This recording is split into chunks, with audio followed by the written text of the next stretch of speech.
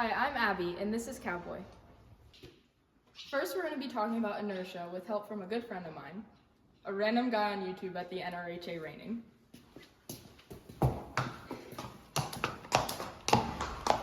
The rider starts accelerating the horse into a gallop, creating forward momentum. When they perform the stop, the horse's hind legs are planted, causing the sliding, while the front legs continue stepping forward.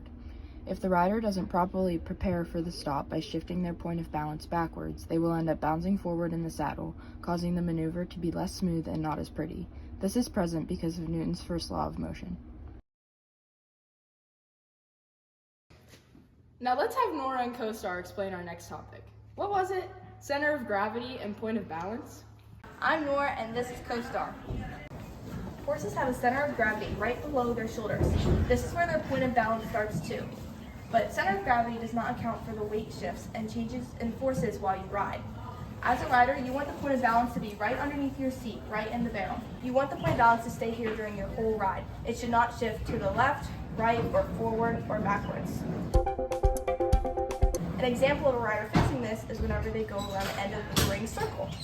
Whenever they go in the circle, their point of balance shifts out, but you want to keep it back in the middle. So you add your outside aids, your outside rein, and your outside leg. Keep the point of balance and bring it back to the middle.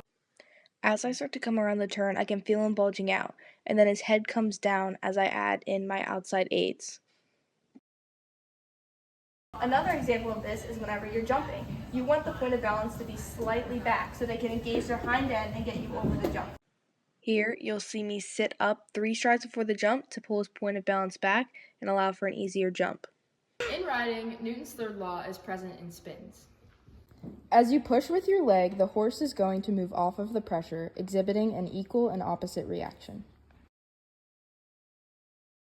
Depending on which way you're spinning, your outside leg is always going to be applied to the horse's barrel, while your outside rein is going to be laying across the neck. Now it's time for our investigation. Will changing the point of balance / point of gravity affect how quickly the horse reaches its targeted speed? Our dependent variable was time till speed is constant, and our independent variable was the angle of Abby's body, 120, 90, or 60 degrees. We had Abby go from a halt to a canter and recorded the time it took for the horse to get to a constant speed. We then did this twice and recorded our findings in the table. During our first trial, when the position was at 120 degrees, it took 5.49 seconds to reach a constant speed. At 90 degrees, it took 3.97 seconds, and at 60 degrees, it took 4.70 seconds. During our second trial, when the position was at 120 degrees, it took 4.96 seconds to reach a constant speed. At 90 degrees, it took 3.89 seconds, and at 60 degrees, it took 4.50 seconds. We found that the horse accelerated fastest when Abby was sitting at a 90-degree angle. The point of balance was in the middle at this time. We can conclude that a balanced horse can accelerate faster than an unbalanced horse.